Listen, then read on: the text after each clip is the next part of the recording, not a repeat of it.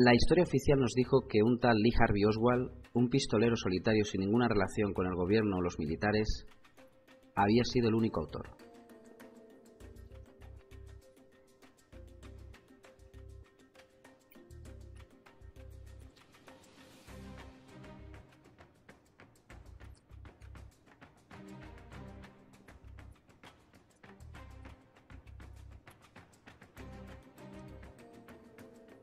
Una de las teorías que podemos barajar es que John Kennedy estaba alertando al pueblo americano de un siniestro papel bajo el paraguas de organizaciones y grupos de poder, como él mismo definió, sociedades secretas,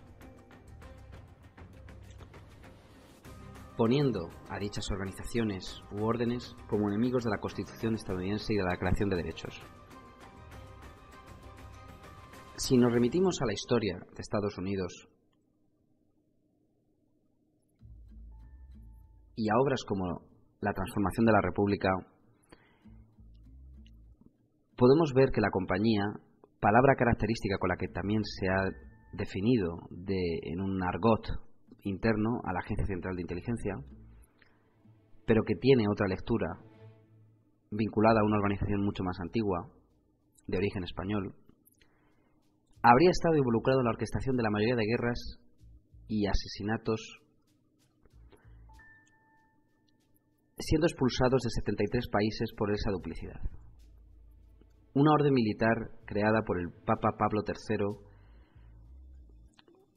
y bajo el control del General Supremo, Ignacio, en 1534, presuntamente para contrarrestar la Reforma. Una orden que requiere de que sus líderes presten un juramento de obediencia fanático, un juramento de sangre secreto, de no revelar sus planes o acciones secretas, lo cual asumiría su sangre y muerte. La actual cadena de mando es la de un militar, y los títulos son títulos de generales, superiores y oficiales.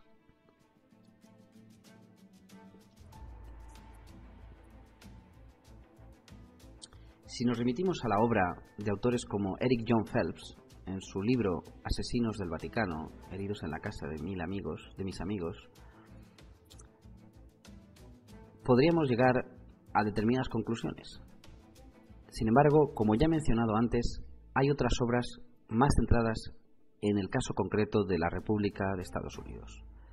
Destaca el autor canadiense Charles Wilcox con su libro académico La transformación de la República, donde aborda los orígenes del secuestro religioso del gobierno estadounidense y la verdad detrás del asesinato de Abraham Lincoln. Los tentáculos de dicha orden llegarían, según esta tesis, a todos los aspectos de nuestra vida cotidiana, controlando muchos de los 10 grupos que potencialmente podrían ser considerados responsables. Por lo tanto, órdenes como Skull and Bones, Caballeros de Malta, Caballeros de Colón, Caballeros de la Golden Dawn, niveles y otros niveles superiores que presuntamente tienen el aparato de inteligencia global, estarían bastante por debajo, aunque por encima de las típicas mencionadas logias y órdenes similares. ¿Qué es el Grupo Omega? Se ha hablado de la CIA, el FBI, el MI5, el MI6, Mossad, pero rara vez se habla de este tipo de órdenes. Órdenes militares y religiosas que ya estaban en tiempos de las cruzadas y cuyos directores de las agencias principales de inteligencia pertenecen a este tipo de órdenes de un carácter religioso militar. ¿Cuál es la relación entre Jack Ruby, la mafia y el posible vínculo como confidente o informante del FBI? Es sabido que desde, al menos que se tenga constancia, los años 40, hay una colaboración entre algunas facciones o sectores del aparato de inteligencia norteamericano y los servicios secretos con la mafia. Ya en la época de Roosevelt o Truman hubo una colaboración con Lucky Luciano, para favorecer que los sindicatos controlados por la mafia en los principales puertos, como el puerto de Nueva York, siguieran suministrando y dejando libre esos puertos para mandar carros blindados y mercancías a un bajo costo a la guerra de Europa. La mafia, la Cosa Nostra, con sede en Italia y Sicilia, ha tenido, según muchos autores, vínculos con sectores de la cúpula vaticana. La industria militar, advertida ya, el complejo militar industrial, advertido ya por el presidente Eisenhower, nos deja entrever el poder bélico vinculado a determinadas órdenes de caballería que pueden desempeñar un papel de control en la vida, incluso haciendo mención a un poder espiritual.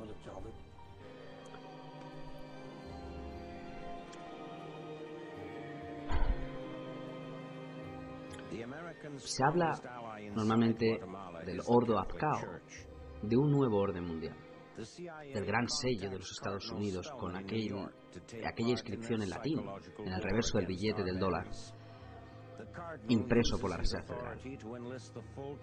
Se habla del control total, de la destrucción planificada de la economía mundial, la despoblación.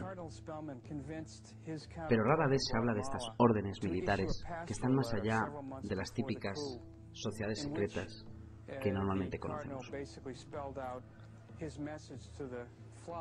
Las conexiones entre Estados Unidos y la Unión Soviética se pueden rastrear en los años 60 y 70. Los acuerdos de Nixon con Henry Kissinger y Mao Zedong en 1974 para abrir China a empresas capitales y capitalistas de Estados Unidos. Los acuerdos para blindar la Antártida entre la Unión Soviética y Estados Unidos. Los acuerdos para hacer una carrera espacial, entre los cuales Kennedy dio al inicio de su carrera y de su mandato el visto bueno y la luz verde. Naturalmente, hay una política de alianzas que la gente conoce y otra que la gente no conoce. Cada uno asume un papel y lo escenifica en el escenario.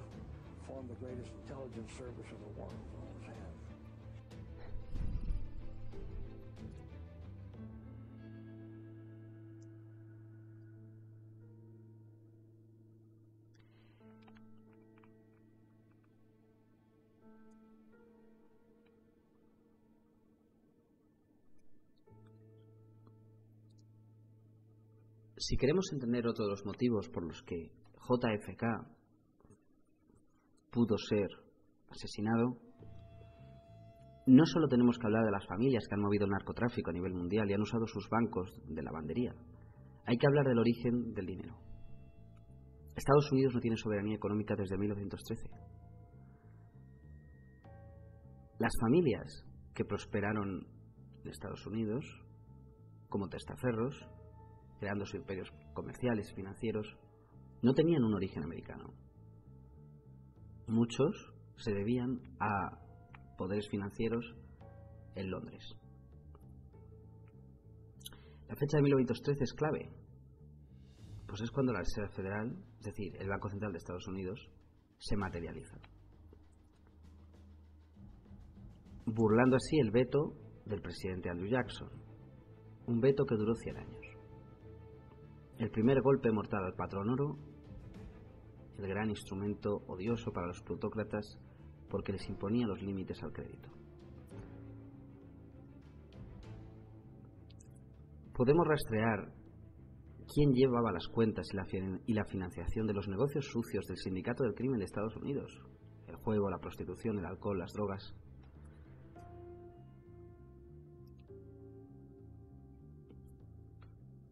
La mafia ha sido ejecutora y testaferra de estos grandes poderes financieros.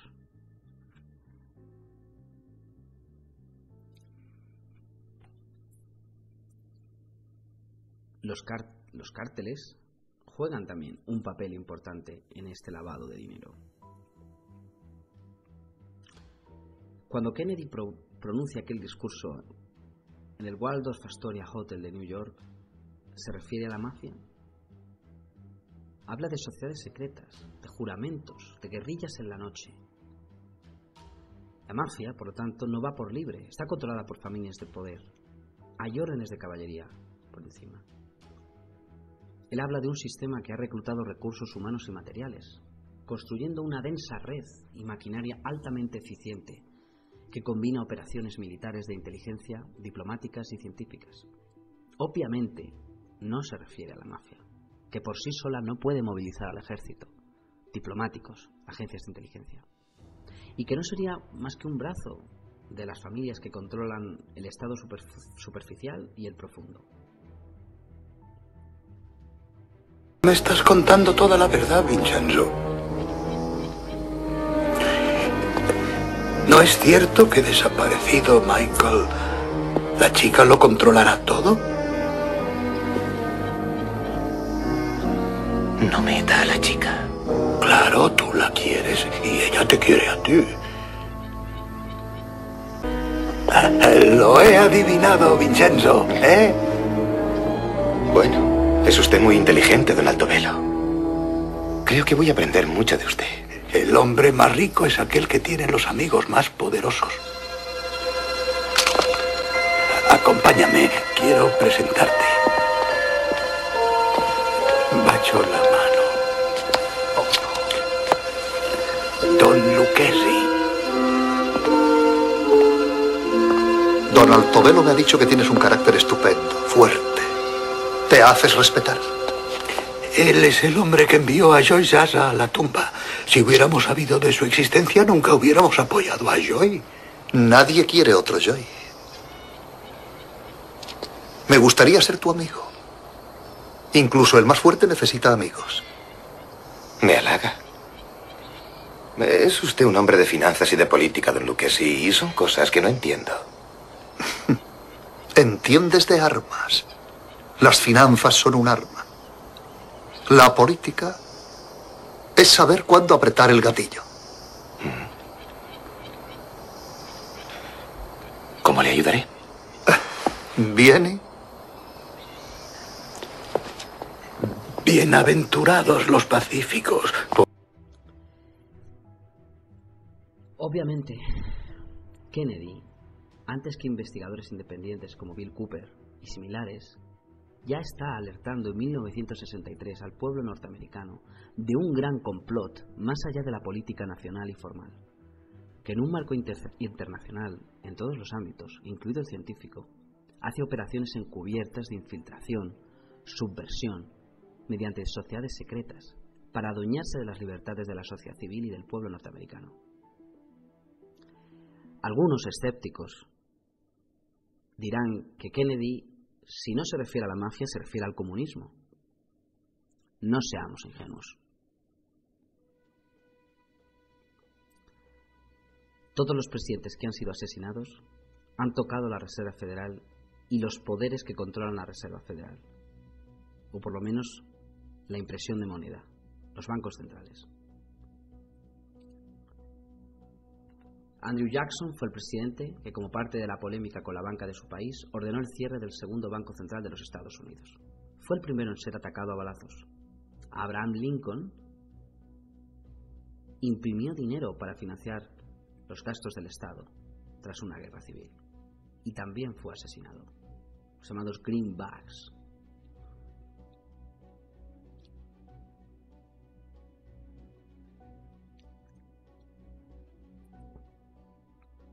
John Kennedy decretó el desmantelamiento de la Reserva Federal y fue tiroteado en Dallas.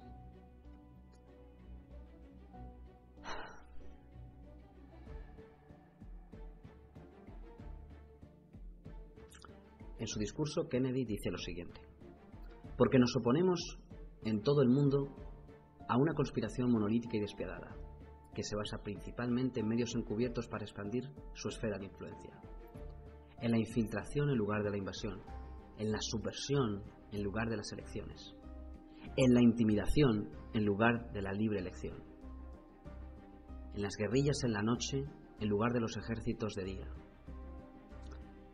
Por tanto, es un sistema que ha reclutado vastos recursos humanos y materiales, un edificio muy bien unido y altamente eficiente, una maquinaria que combina lo militar, lo diplomático, la inteligencia, lo económico y lo científico, con operaciones políticas preparadas de forma oculta. Sus errores son ocultados.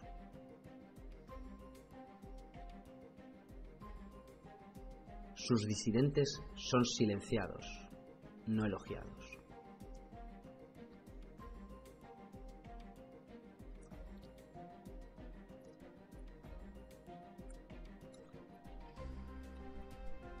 El hecho de que este presidente diera un discurso convocando a la prensa y en el fondo pidiendo ayuda a la prensa, alertando de una conspiración monolítica y cruel, Ruthless Monolithic Conspiracy, y que sea asesinado pocos meses después, nos debería dar que pensar cómo y quién maneja Estados Unidos y por ende el mundo. Pero volviendo a la historia de Estados Unidos, la Constitución norteamericana asignó al Congreso la prerrogativa de acuñar el dinero, sin definir cómo lo haría, con cuáles fondos y sin que existiera una institución encargada de hacerlo. La iniciativa privada llenó el vacío, pero en ningún momento se dijo que la emisión de moneda debiera recaer en manos privadas, pues se asignó al Congreso. La palabra federal, después de reserva, no es nada más que un maquillaje para dar una sensación de institucionalidad. En 1781, con oro prestado por Francia, Robert Morris fundó el primer Banco de América del Norte, que emitió y prestó dinero en demasía, incluso al gobierno, que en 1785 quebró por la deuda. Apenas 9 años después de la Declaración de Independencia. 6 años después, en 1791, Alexander Hamilton, conocido por su rostro está imprimido en algunos billetes, fue nombrado secretario del Tesoro y por primera vez autorizó a capitalistas europeos a instalar lo que se llamó el Banco de los Estados Unidos, en el cual el gobierno adquirió el 20% de las acciones, no la totalidad. 20 años después, en 1811,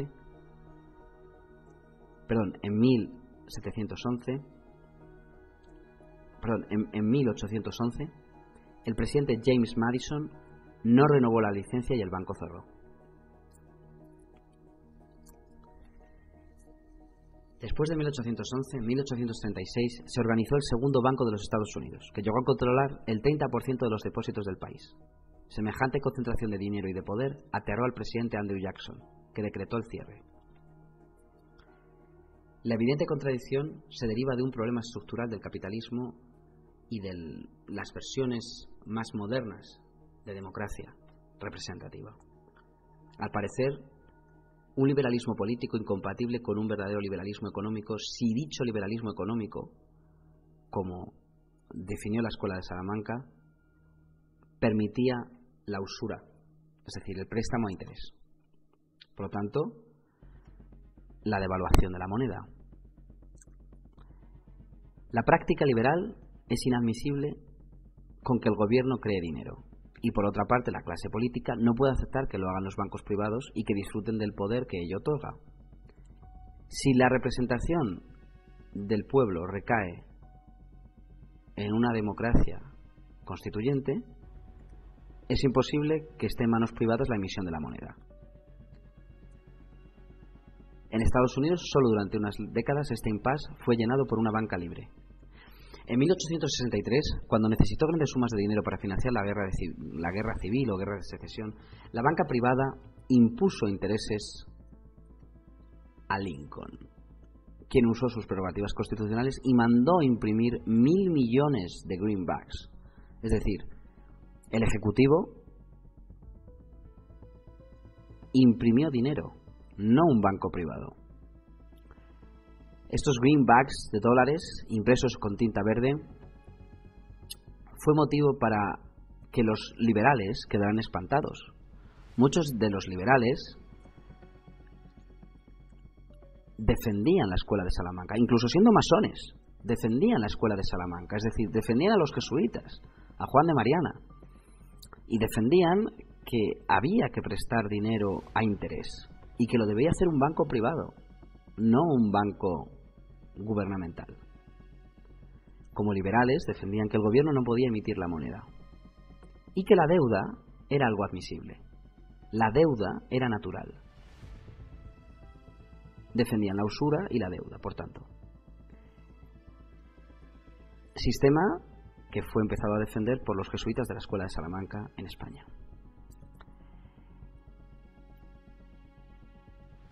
Pero eso es un tema que ya trataré en otro vídeo. Los liberales dijeron: si el gobierno puede crear dinero, el gobierno tendrá todo el dinero que quiera. Esto es inadmisible. Lincoln fue asesinado el 14 de abril de 1865 y los greenbacks retirados de circulación. En un teatro. En 1900, por ley, se fijó el dólar de oro como patrón monetario de Estados Unidos. Desde entonces, de acuerdo con las reservas en su tesorería, el Departamento del Tesoro acuñaba el dinero. De hecho, el gasto del gobierno estaba limitado por sus ingresos. El sistema era bueno, pero no para un imperio en expansión, con un gran capital basada en el crédito para implementar una nueva industria y el ferrocarril. No obstante, favorecidos por la austeridad implícita en la política aislacionista y por un largo y sostenido periodo de prosperidad, es decir, de paz, tras el fin de la guerra civil y de la guerra a México, la conquista del antiguo México, el sistema avanzó sin que por ello el problema estructural fuera resuelto. Un gobierno que gasta inútilmente, más de lo que ingresa, se endeuda y arrastra consigo a los ciudadanos a esa deuda, teniéndoles como rehenes. La ambigüedad constitucional, las presiones de la banca privada y el temor a que el gobierno controlara la creación del dinero y adquiriera un poder desmesurado provocaron frecuentes crisis bancarias, entre ellas la de 1907, que llevó al Congreso a la creación de la Comisión Monetaria Nacional, encargada de reformar el sistema monetario. Como parte de los trabajos de la Comisión, en 1910, en el más absoluto secreto, en la isla de Jekyll, se celebró una reunión 3 años después, con los representantes de los 7 bancos más grandes de los Estados Unidos.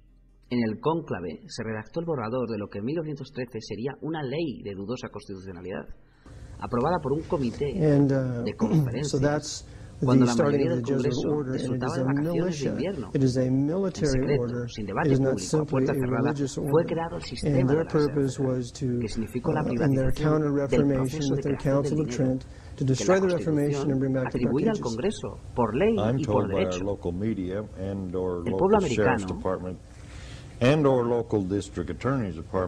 a aceptar la deuda. Ignatius called it his militia. It's been called the light horse of the Pope. It's called the Corps. Similar to the Marine Corps. In fact, the Marine Corps is patterned after the Jesuit order. No, it is a military order, it is an army, and Napoleon Bonaparte in his memoirs when he was at St. Helena described it as an army when General Montholon wrote his memoirs. So they have passed down these orders and they still exist today. The Jesuit order still exists today. It's bigger than ever, more powerful than ever, and it is the Jesuits learn absolute and complete and total obedience to their superior.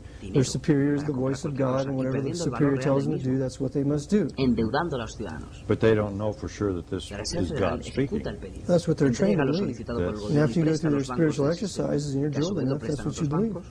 They're cut away from all their family ties. They're cut away from father, mother, brother, sister. Their family is the order. So this does this relate to brainwashing? Sure. Every 30 days out of the year, the Jesuits have to go to their spiritual exercises and their retreats in various places, and they refocus on what their goal is, and their goal is world government under the Pope of their making, ruling the world from Solomon's rebuilt temple in Jerusalem. That's their goal. El actual modelo europeo, world government. We hear this a lot, and we have all kinds of things coming at us in different ways in order to rule the world, as I understand. And it makes sense to me. efímero mandato, el presidente Kennedy se propuso poner fin a tan absurdo sistema desde su punto de vista. ¿Quién se había creído este hombre? ¿Quién se había creído este hombre? An all organized religion. Right. Islam, everything. Mediante la orden ejecutiva. So the Jesuits are basically controlling or involved in all organized religion? Del 4 de junio de 1963, ordenó al Departamento del Tesoro asumir la función de emitir el dinero, respaldándolo con las reservas de plata existentes en la tesorería y el oro de Freemasonry. Los billetes de Kennedy salieron a la calle. Okay, so if you're controlling the organized religion, en apenas un año how would you control había the money puesto supply? fin al reinado Control de the central bank. poniéndolo en manos Just de like they did in the militares. reductions in Paraguay. You have a central bank, you control the bank, and everything that proceeds from the bank, especially the credit that extends, you will then determine what that credit will be spent on. And Para here algunos is la the osadía le military costó la industrial vida. complex. Muerto Kennedy, The su Federal Reserve sucesor Bank was Lyndon B. created, Johnson, thus it created the un military. tejano, The Federal Reserve. anuló la orden One of my ejecutiva. favorites. Los So, billetes con sello rojo fueron the Federal retirados de la Reserve does circulación y in raras fact veces se control, encuentra en los museos numismáticos. obviously, the money supply. Andrew Jackson fue el primer Well, presidente que se it's atrevió. debt money. Después vino It's Lincoln. a fiat Y a la currency. tercera It's fue la a, vencida. It is legal tender. According to the law, it's legal tender, not lawful money. Right. Lawful money is gold and silver coin, legal tenders, whatever the Congress wants to make legal tender. so the Federal Reserve's debt dollar that most people place a value on, they place a value on it because that's what they're told the value Para is. That's right, it's all a matter of faith. It's Lyndon like an B. Johnson indulgence. Right. ya había dado la orden a Paper todas las fuerzas indulgences. Remember, a estadounidenses dollar is 412 grains of silver. prosiguieran enviando. It's not a piece of paper. Exactly. But that's Cuando Kennedy, but we don't know precisamente that. para Or, 1965, we weren't taught había anything. dicho I que know. debían. so, but actually people are spending debt. They're trading debt. We're a había nation of enfrentado thieves. a una crisis de These, misiles. these pieces of paper are created, we're told to use it as money, so you give me a legitimate Había service, evitado una guerra and I nuclear. steal your labor from you by giving you a Federal Reserve note. Exactly. And then somebody performs for you, and you steal their labor from them with your Federal Reserve note. So we're a nation of thieves, and we steal from each other every day. And then the IRS Kennedy steals a debió portion of intuir our que había labor. algún tipo de plan. Oh, the purpose for the IRS is just to keep track of whatever you've made and whatever you've spent it on, so they know where to tighten up and ciudades further soviéticas destroy the middle principales, class. Yeah. So muchas que inflation iban a is ser a result bombardeadas of the según Federal Reserve, LeMay, not of supply and demand. no Oh, tenían ni siquiera Inflation is bases always created. In militares o fact, silos de inflation is a hidden misiles. tax. Estaban fuera See, de I los did a núcleos little bit urbanos of poblados. time in college. You Junto thought I con was las going de to say China y jail, Europa didn't del you? Este, I've done a little time para in los college. militares debían ser And indemnizadas. El my número professor estimado wouldn't agree de with muertos iba a ser he actually taught Desde el me punto de in vista college estratégico-militar era that innecesario supply and demand y solo dictated se explicaría desde una inflation. voluntad de Well, reducir and I said, población ya por I don't think so, and 1963. he said that I was Kennedy wrong, debió and, intuir algo, but he was wrong. probablemente mucho antes. See, en anybody that's trained in 1961, Keynesian economics, which is what the Federal incluso Reserve de is que based antes de que upon, participara that's su their entonces theory. secretario de defensa Robert Well, McNamara en el John futuro Maynard informe Keynes was a wicked and evil Kissinger-McNamara man. de He was a sodomite. 1974. He used to buy the young boys in Morocco and use them for Kennedy his se own dispuso a buscar personal un plan whims. This very same John Maynard Keynes was at the Treaty of Versailles at the peace when they swindled the Germans. This was a very evil and sinister man, and it's his system of economics is taught in every major university in this country, simplemente al which is a alumbrado sheer y a farce. dar energía a las ciudades. So I was taught this, that's what happened in my university. Okay, so they control the money. What about the education? Same thing. That, I mean, all education doesn't come from organized religion. There's a state responsibility for education. I think it's supposed to be county level, but it's really not. It's federal level. So, are they Fuera controlling una excusa, probablemente toda la Guerra the Fría federal fuera.